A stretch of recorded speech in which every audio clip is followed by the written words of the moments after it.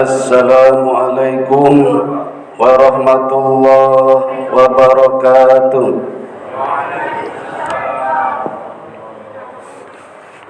Alhamdulillahilladzi ahyana ba'dama amatana wa ilaihin nusyur.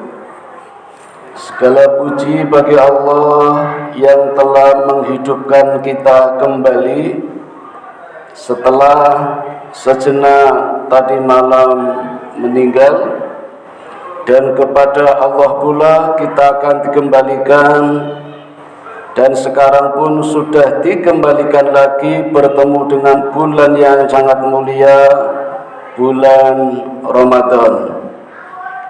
Asyhadu an la ilaha illallah wahdahu la syarikalah wa asyhadu anna Muhammadan abduhu wa rasuluhu la nabiyya ba'dah. Kita bersaksi bahwa tidak ada Tuhan kecuali Allah, dan kita bersaksi pula bahwa Nabi Muhammad adalah hamba yang terbaik, utusan yang terbaik, Rasulullah uswatun hasanah. Mudah-mudahan kita mendapatkan syafaatnya. Amin ya rabbal alamin. Syukur alhamdulillah pula Bapak Ibu, kita bisa bertemu kembali setelah sekian lama tidak bertemu, katanya karena COVID atau Corona.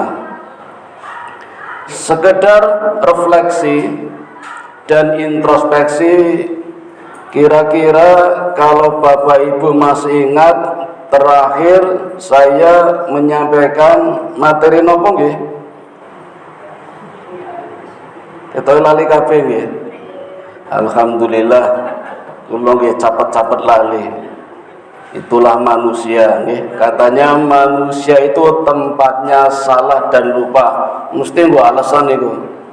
Al-insan mahalul khoto wa nisyan.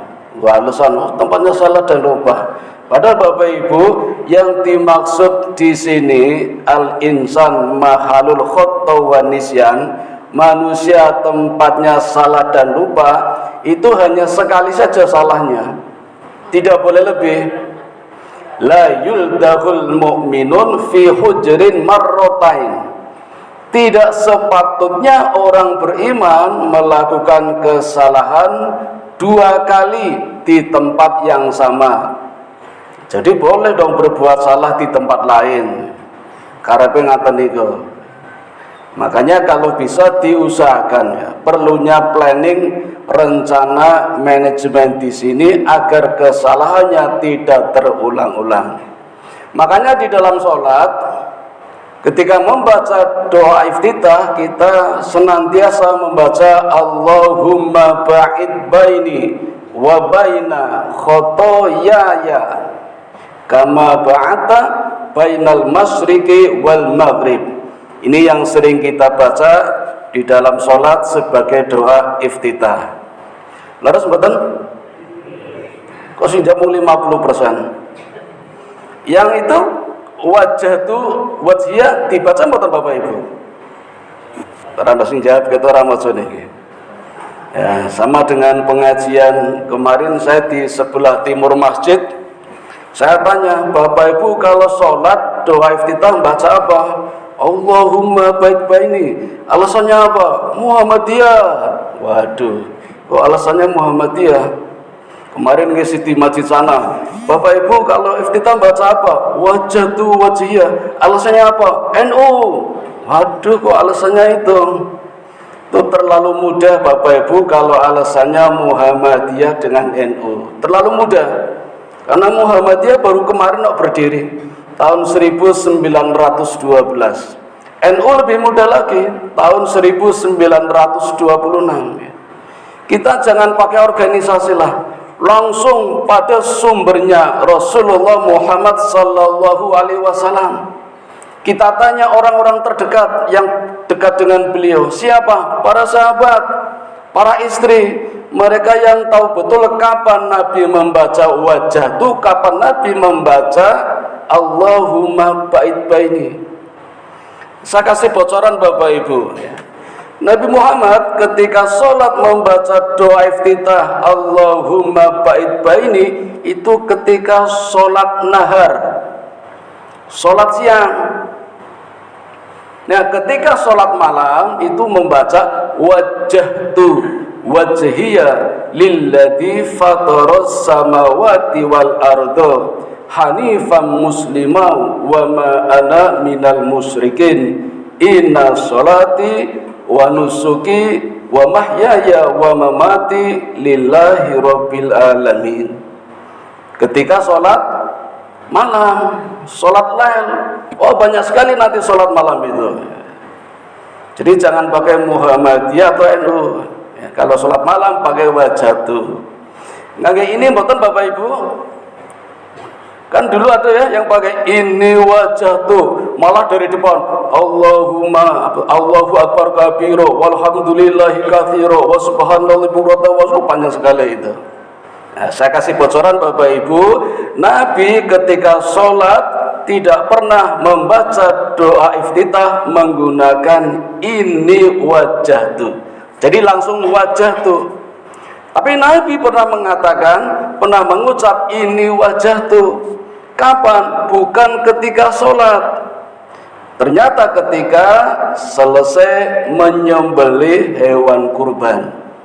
Nah ini yang barangkali amalan kita kurang ketika menyembelih hewan kurban. Ada 4 amalan.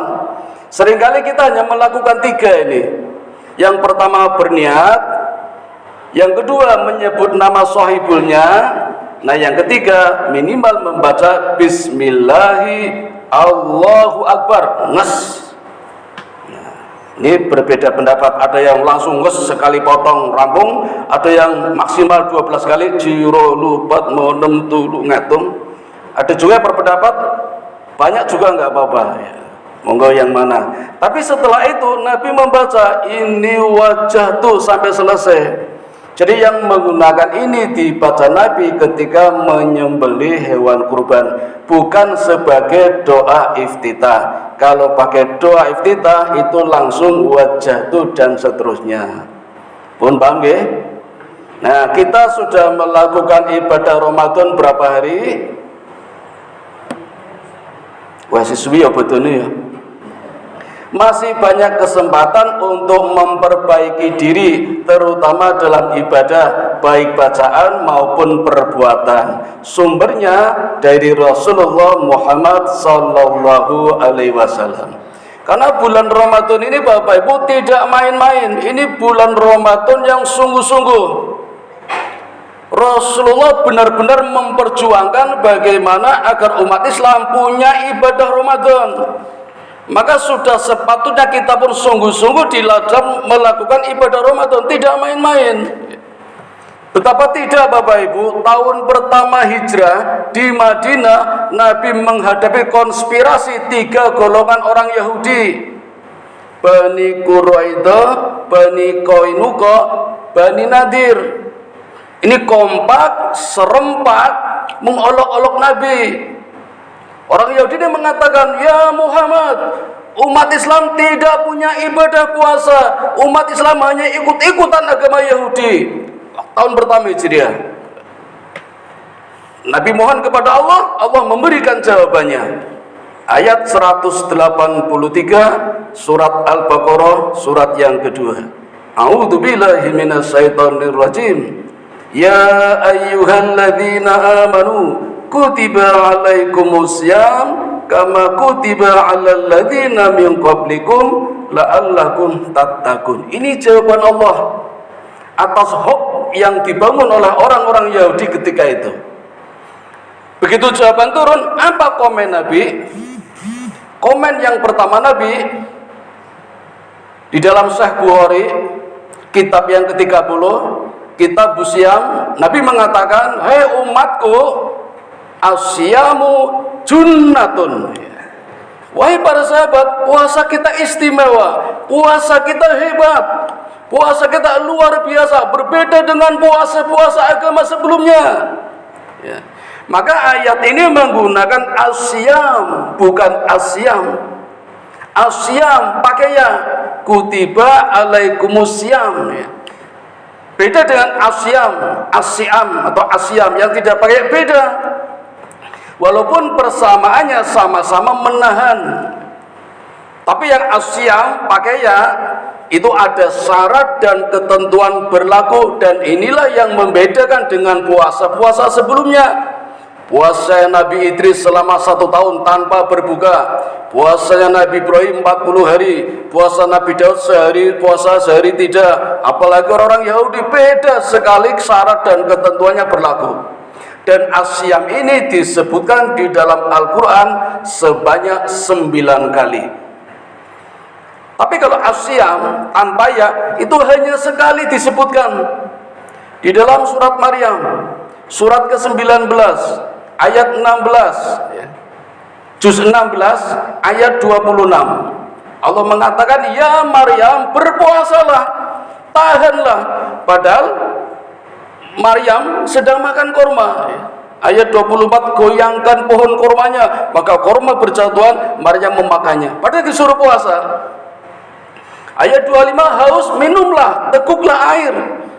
Maka Maryam minum air. Padahal disuruh berpuasa, tahanlah. Lalu puasanya apa? Jangan bicara.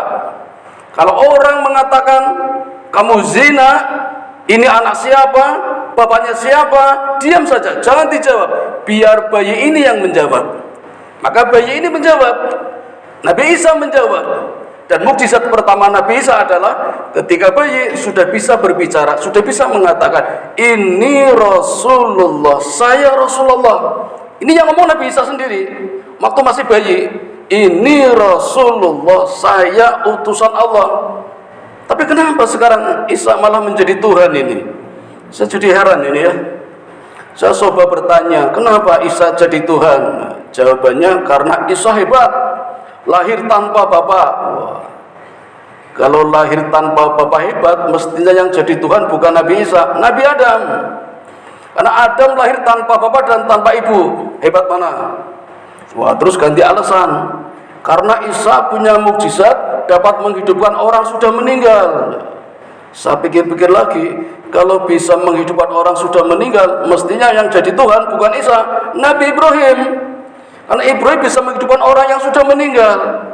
Kalau Nabi Isa itu jasadnya masih utuh, meninggal dihidupkan. Ibrahim tidak, sudah dimutilasi menjadi 4.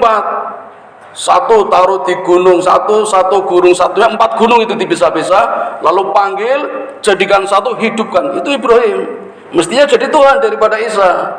Saya jadi heran, kenapa Isa jadi Tuhan? Nah, kembali ke puasa lagi Bapak Ibu. Al-asyamu junnatun, puasa kita istimewa, spesial kata Nabi. Maka puasa kita lakukan satu paket. Hadisnya 2, kalau malam man qoma Ramadana, kalau siang man soma Ramadana. Belakangnya sama.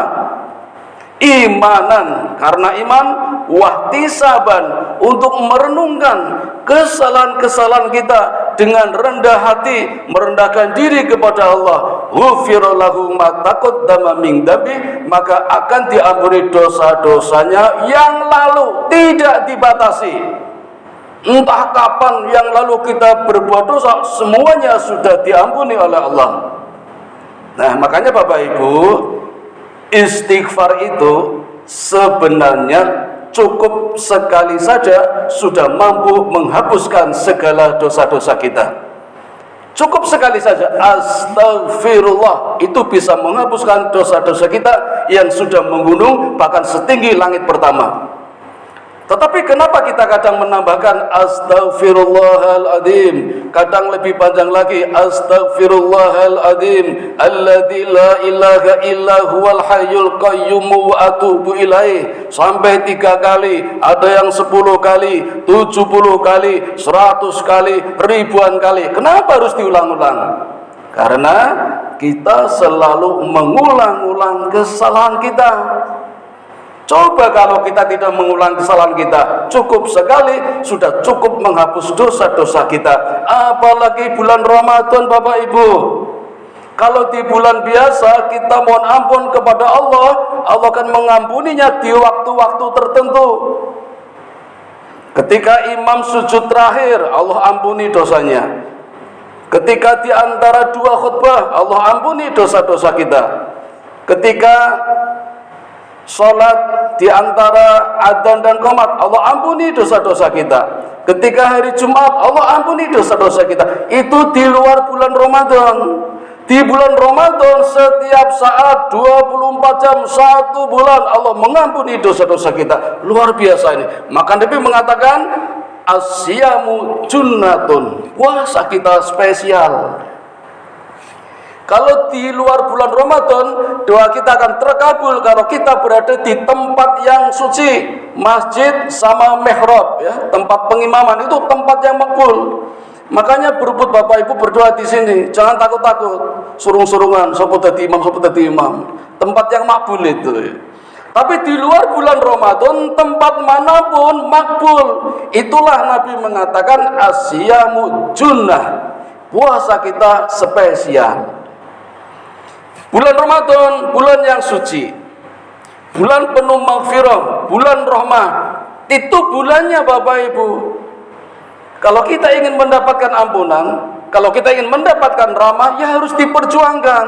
Makanya ujung ayatnya la'allakum tattaqun, agar kita menjadi orang yang bertakwa. Jujur saja, untuk mencapai derajat yang namanya takwa, tidak semua orang bisa mendapatkannya. Imam Suyuti mengatakan, untuk mendapatkan satu harapan yang tertinggi, misalnya takwa yang diawali dengan kata la'alla atau la'allakum tattaqun, itu artinya harus diperjuangkan dengan sungguh-sungguh. Jadi kalau kita ingin menjadi orang yang bertakwa, Ramadannya pun harus sungguh-sungguh. Rasul saja yang sudah dijamin masuk surga tetap sungguh-sungguh dalam beribadah, mengapa kita yang belum ada jaminan tidak sungguh-sungguh? Maka melihat Nabi sungguh-sungguh di dalam bulan Ramadan, para sahabat lebih sungguh-sungguh lagi untuk mendapatkan yang namanya takwa. Bagaimana bisa mendapatkan takwa? Kita harus bersikap dan bersifat bahwa asyam itu junnatun. Kita punya keistimewaan, banyak fadilah, keutamaan di dalam bulan Ramadan. Dan kita perlu junah. Karena dengan junah kita akan menghadapi musuh bebuyutan kita yang namanya jinnah.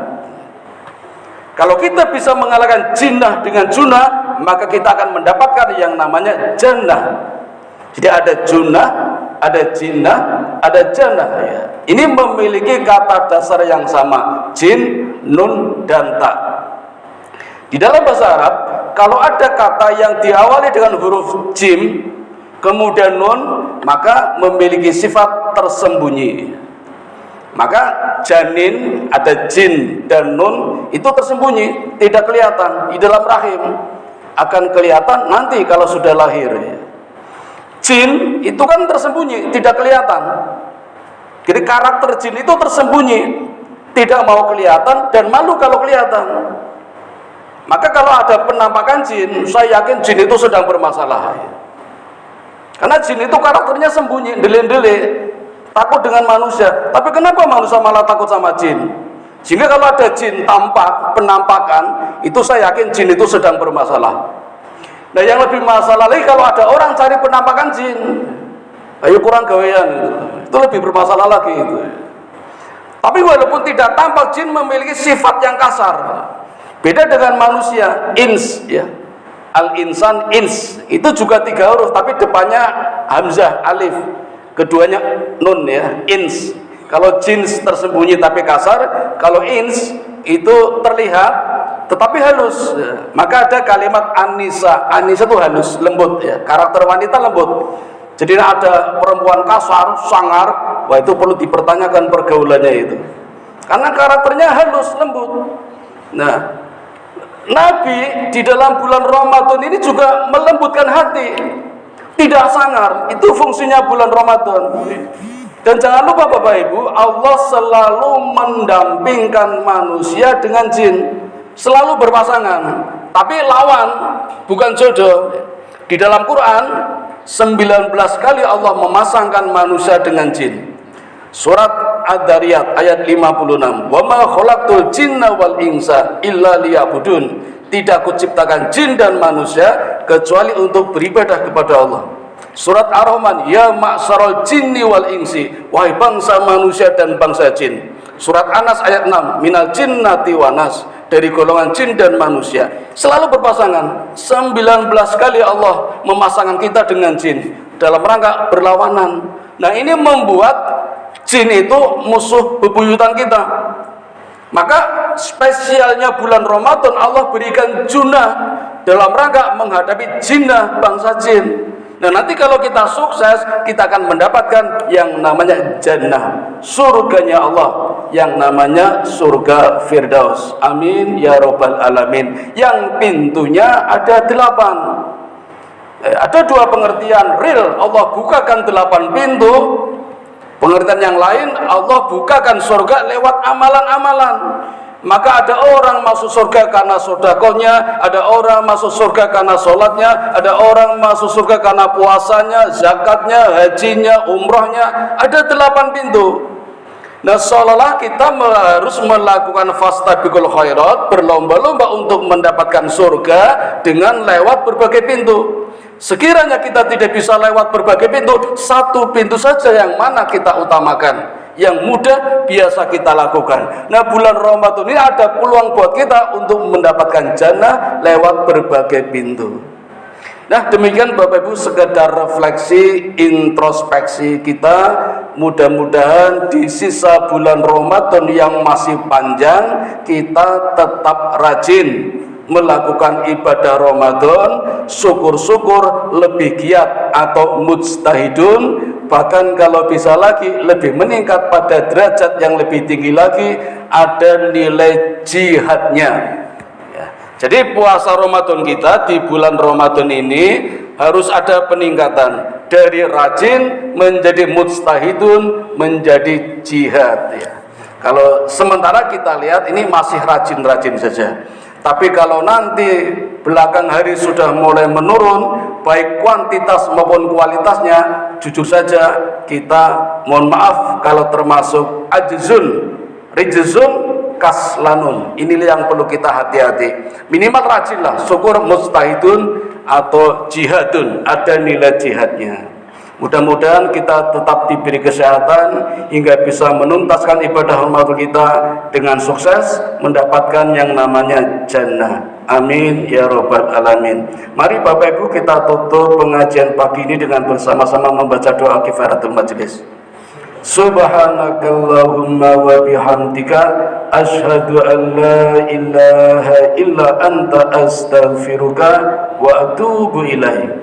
Assalamualaikum warahmatullahi wabarakatuh.